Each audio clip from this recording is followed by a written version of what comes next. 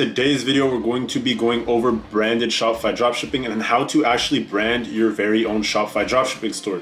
So a lot of people been, just throwing up products on these general stores, and yeah, it might work, but it's not sustainable. Like, you guys can't be doing this anymore. So we're gonna be going over different ways to brand our Shopify dropshipping store and how to get a Shopify dropshipping store prepared for the long term and actually move away from dropshipping to a more branded store where you might hold inventory in-house or at least have custom packaging. So without wasting any more time, let's get into the video.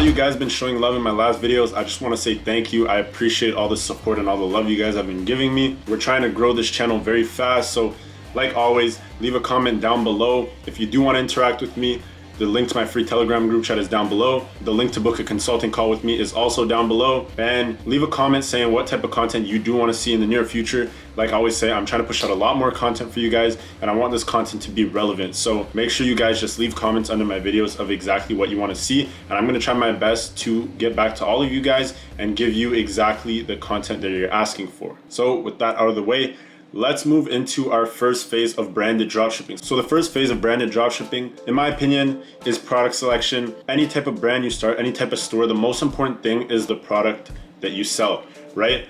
Reason being, if your product is bad quality, there's no long-term potential for your brand, because once people start receiving their orders, everything will go to shits. Like, you're gonna start getting chargebacks, refunds, people sending the product back to your house, and that's not what we want happening. So we have to look at this in like a 3 to 6 month time frame. Is this brand still going to be able to run in 3 months? Is it still going to run in 6 months, maybe a year? So basically everything originates from the quality of the product, obviously how good it is. We don't want to be getting these unnecessary chargebacks and stuff like that. That's the first thing that you're going to really want to make sure of. You have the margins to scale. At least try and have a 3x margin with a minimum of $25 profit margins, right? If the product is a $25 product, don't be selling this for $50. You got to sell this for at least 3 times. So, around $70, $75. Products that are giving you like $20 margins, they're not really going to work anymore. Long-term potential is not there. You got to use products that at least have a $25 to $30 margin minimum, bare minimum. That's exactly what I've been doing. So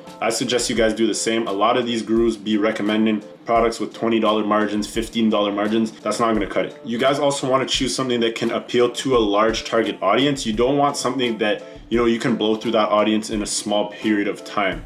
You really want to have a large target market and basically find a product that can appeal to almost anybody. And of course, something that's easily brandable, something that you could see having a storefront in the long term, something that you could see other companies buying out, such as like Walmart and things like that. That's exactly what you're gonna wanna do in terms of product selection. These are the steps that I take. Obviously, you guys gotta follow like certain criteria. If you want help doing that product research, check in one of my last videos where I talk about exactly how I find my 6-figure winning products. I've shown you guys a bit of product research on my channel already, so make sure you definitely check out those videos. And we're gonna move on to the second phase. So the second thing, once you find your product, you're gonna wanna head into store creation. One product stores are personally my go-to, personally my favorite, just in terms of conversion rate. These one product stores also help me push my margins a lot further. Like products that you see people selling for $40, I'd maybe be able to sell this for $60 to $70 on a one product store. These one product stores do help with conversion rate and also do help with your margins. The second thing is, find a domain that can relate to your product or use the exact same domain name as the name that you give your product. This helps you build an actual brand around that product and give that product a specific name,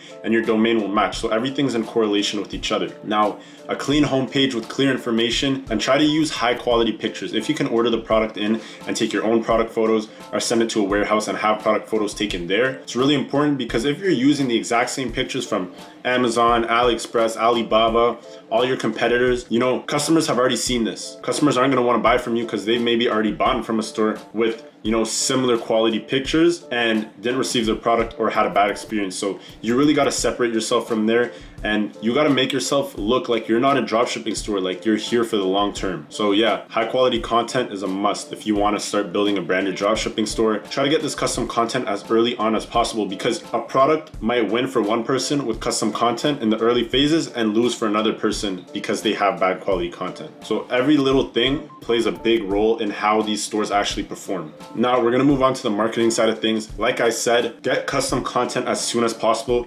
If you guys do want custom content and you want to send like your product to somebody to record it, you don't necessarily need to find an influencer on Instagram. You can go over to Fiverr and find people, or you can go to Billo. That's what I've been using personally. A lot of my friends have been using it as well. It's essentially an app where you set up your whole brand page and you tell them exactly what type of content you need. This is mostly like UGC content, which usually performs very well on Facebook and on Instagram. Probably even on Snapchat ads if you guys want to get into that as well.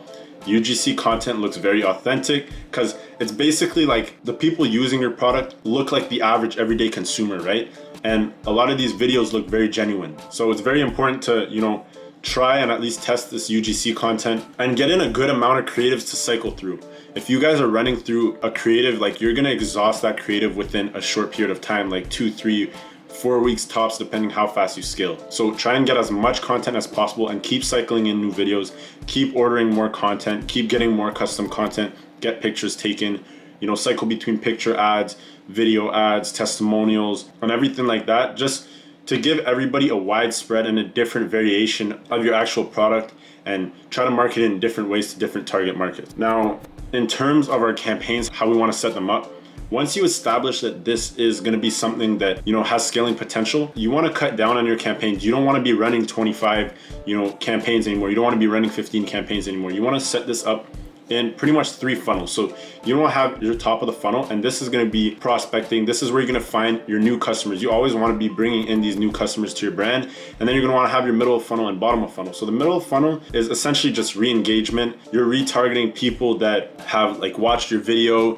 commented on your ad, but not necessarily showed buying potential on your website. So this is a bit warmer traffic. For these people, that UGC content that I was speaking of, like testimonials and stuff like that, usually works out very well. And then obviously bottom of funnel, you're just going to be retargeting people that obviously showed buying potential on your website. What you guys should really take out of this is custom content is really something worth investing in. Even if you guys are spending a few $100s on it, you're going to make that money back. So don't really see this as a loss, not even an expense. It's more so just an investment, because the return on these ads are going to be a lot better than the return on any other basic ad you've pulled off YouTube. I realize a lot of people are getting lazy with stuff.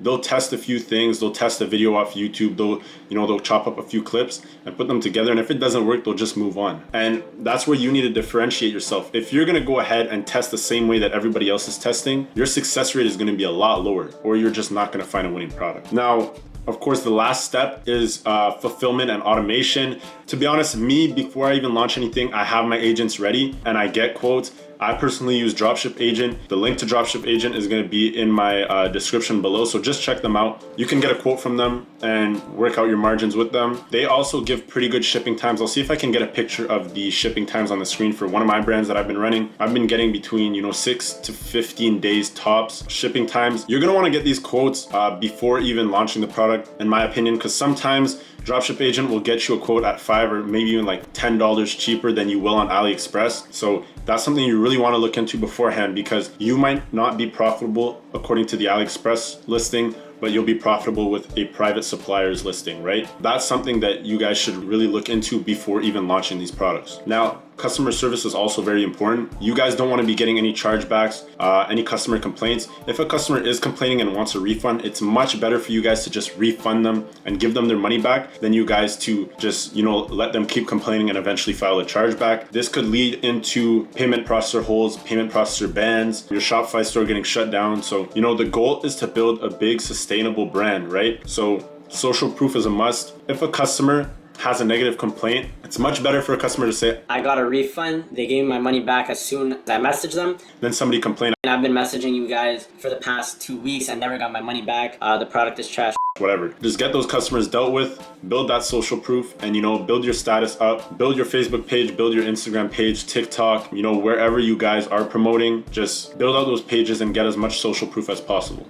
This is really going to help you guys build that organic traffic, because word of mouth goes a long way. You can run as many Facebook ads as you want, but at the end of the day, if your brand does not offer good customer service or a good shopping experience, there's absolutely no way that they're going to recommend your brand to a friend. So make sure you guys stay on top of the customer service. And make sure orders are getting shipped out on time. If orders get lost, get that assessed as soon as possible. Get these orders sent back to the customers. Get them, give them 30% discounts if packages are coming in late.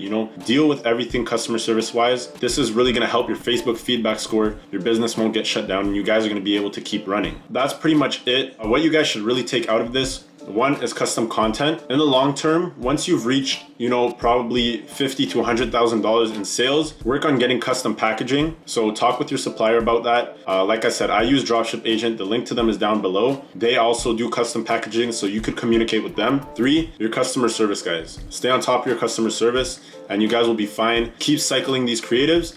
This is gonna be a business that's sustainable for the next 3 to 6 months, maybe a year, maybe 2 years, who knows, right? That brings us to the end of the video. Hopefully you guys will take all this information and actually apply it to your dropshipping stores. As always, guys, leave a comment down below. Let me know what other content you guys want to see. I'm trying to push out a lot more content. I'll bring back to you guys whatever you guys want to see. And free Telegram group chat down below. I do want to be interacting with you guys, so please make sure you join that free Telegram group chat. Take advantage of it. There's close to 100 people in there that could help you out. And if you want, you could also book a consulting call with me and we could go over your stores, your ads, whatever you guys want to go over. Just make sure you check that out. If you don't, you're missing out. But as always, thank you to all of you who stuck here till the very end. Please leave a like, comment, and subscribe. And I will catch you guys in the next video. Peace.